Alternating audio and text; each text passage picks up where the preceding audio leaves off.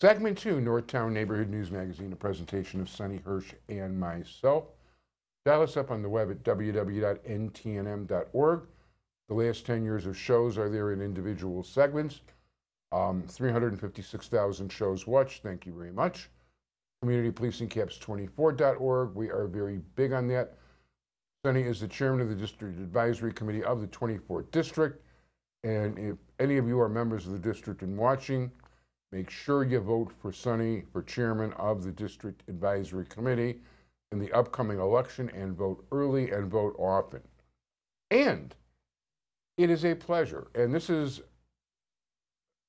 unusual title. My next guest is the youngest elected official in the state of Illinois, and he'll tell you why that's a record likely to stand for a long time. And that's Jake Leahy. Jake, yeah, so thank you so much for coming. Thank you so much for having me on today. So, as you said, I'm the youngest elected official in the state of Illinois now. I'm a member of the Bannockburn School Board, which is Bannockburn, a little bit of unincorporated Deerfield, and a little bit of Riverwoods too. So I decided to run really for two main reasons. When you look at the school, I saw a great opportunity to really foster transparency and communication at a really local level of government.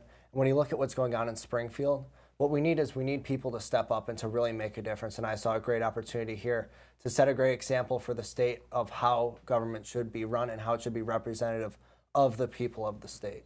Sounds great. How old were you when you got elected? I was 18 years old and 18 days, which it would be a difficult thing to say. I turned 18 on March 17th, and April 4th was the election. So it'll be difficult to beat that, but I hope that other young people begin to step up and to serve their communities and to really provide a great voice for the next generation in these issues that really make a big impact. No, I definitely think it's important, and I listen.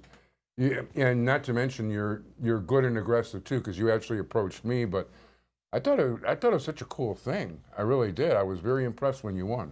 Yeah, thank you, and thank you for that. Because again, I hope that's the message I hope to send to people, because I think it's really important that people realize that they can make a difference too. You don't have to be part of some political elite class. You can step up and you can make a difference. It might not be in Springfield or it might not be in Washington, but at our local school boards, our local municipalities, there's big differences that can be made.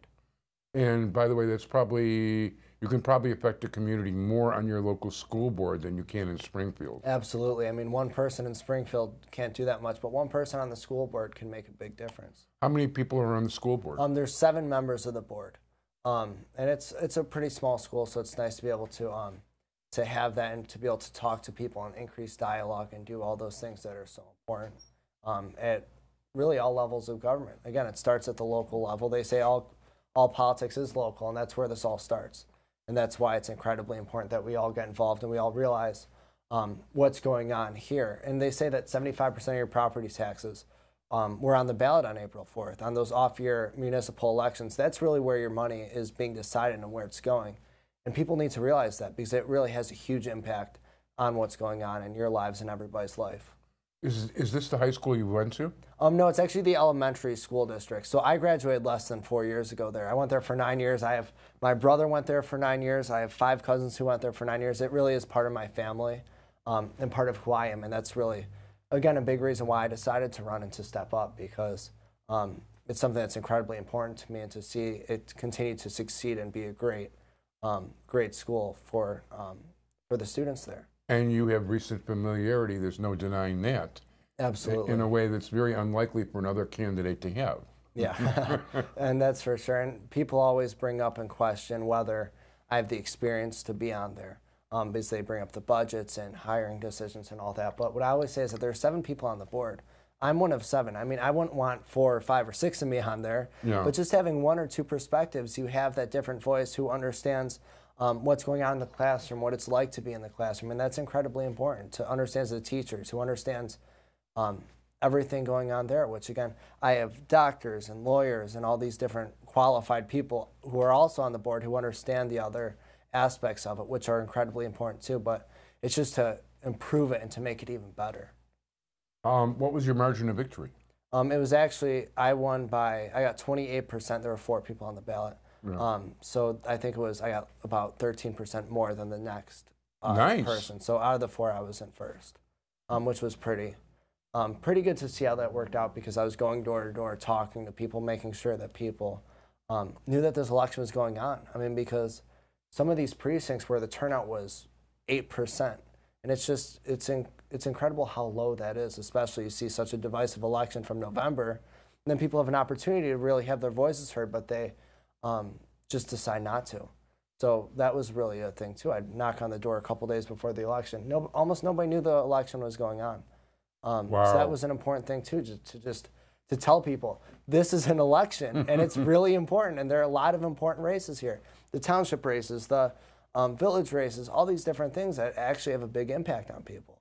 They do, and you know what? As I pointed out before, local the smaller it is, the more my alderman, he has more impact on me than my congressman.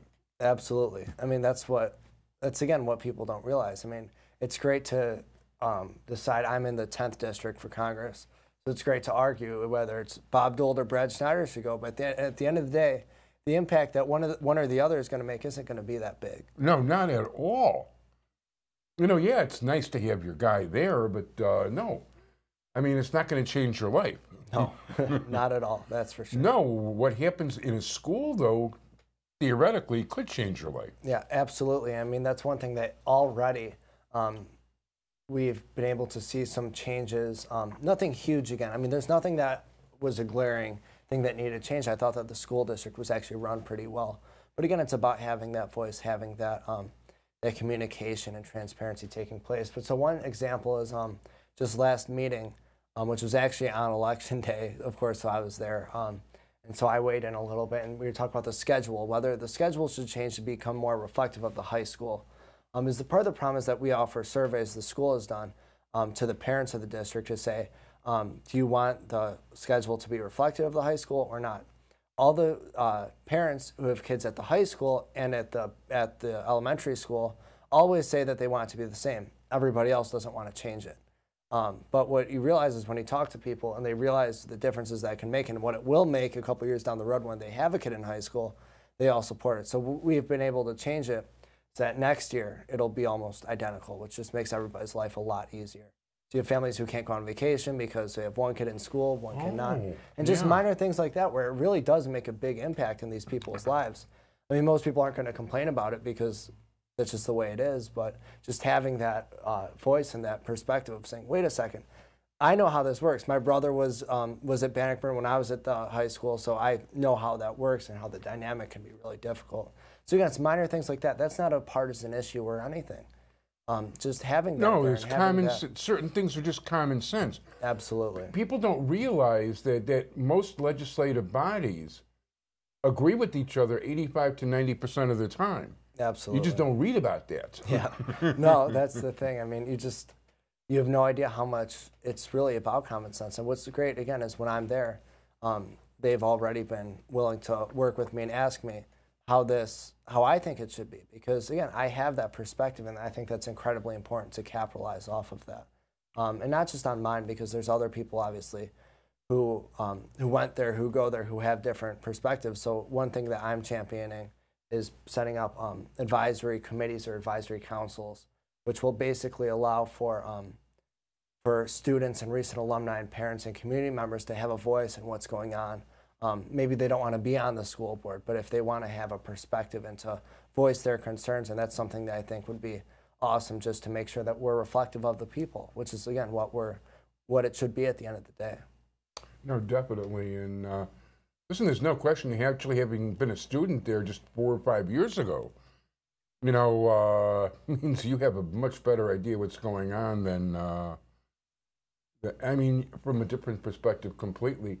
It's nice that it sounds like you've got a good group of people that want to work together, though. Yeah, I mean, that's one thing I've been lucky with. Again, the school's been run pretty well, so I mean, it's a lot easier for me to not have to take issue with anything major going on. But they've really been, I've been actually pleasantly surprised sometimes to see how receptive they've been and how much they've been willing to work with me and realize that this is an opportunity. I'm not trying to take anything away from them, but to work with them and to make it better for the teachers are excited about, the students, the board members, the administrators. Everybody's really on board with it, which, again, it's awesome. And I couldn't have asked for it to work out any better than that. So No, you're very lucky. I really never got involved in the local school board stuff, but there is a school just a couple doors down from me. And the one time I was looking into the idea of getting involved, the contentiousness and throat cutting on both sides was worthy of city council in Chicago. yeah, You know, I just decided it's like, hey, I'm their neighbor. I was the president of the community council at the time, and better to stay out of this. yeah. I mean, that's unfortunately how people look at it sometimes. I mean, especially. Well, no. I mean, I'm not saying I didn't vote. I voted. No, I know. Yeah. But no, what I'm saying is that to really take a partisan side when I didn't know the inner workings of the school, if I had a child in that school, I definitely would have been a participant. Yeah, absolutely. And that's one way. I mean, just to look into it, to do that, because again, I mean, that's one thing too with the transparency that needs to be there. One thing that I've mentioned to the board already is that right now the meetings aren't recorded. They're not. The videos of it aren't online or anything like a lot of districts have, and that's one thing that I think is super important. Just because, I mean, I'm 18 years old. I'm used to going online, finding everything on there. Right. So I was surprised when I went on there. I couldn't really find much information about what was going on at the meetings, and I wasn't necessarily going to go to a meeting when I was just casually interested in it. It's not an expensive proposition either. No, There's not at probably all. some kind of AV club, and you could actually get the kids to Yeah. to film it and get them some valuable experience. Yeah, absolutely. Or we just do a Facebook Live on somebody's cell phone, and, Yeah. and that would get it done too. I mean, there's so many things that really Yeah, are 7 common people at a sense. table, that could be done. Yeah, I mean, not too difficult. I could do it on my phone, right? I just put it up there, and that would be one way to make it work. So. Yeah, but you know, you're gonna have to talk to Mark Weidermuller about getting your selfies down. Yeah, definitely. I mean, that's one way to go. So, so thank you again so much for having me on. Oh, it's my pleasure. Yeah, so my name is Jake Leahy, for those of you who missed that. I am on the Bannockburn School Board in Bannockburn School District 106, which is Deerfield, a little bit of Deerfield, Bannockburn, and Riverwoods. My website is voteleahy.com. Although the election already happened, I still have the website up. If you want any more information, and you could like my Facebook page, which is facebook.com/voteleahy. And so thank you so much for having me on here. Oh, it's my pleasure. Listen, this was a unique opportunity. How often do I get a chance to get the youngest elected official in Illinois and somebody who's not likely to have that record beaten anytime soon? No. 18 years and 18 days. Yep. And elected to public office already. Oh, boy. I'm not surprised. I have to assume Leahy's Irish. I'm not surprised along those lines. Anyway, we want to thank all of you for joining us. Thank you so much, Jake Leahy. Thank you. I want to thank my entire technical crew, Sonny Hirsch. And join us again next week, everybody. Bye-bye.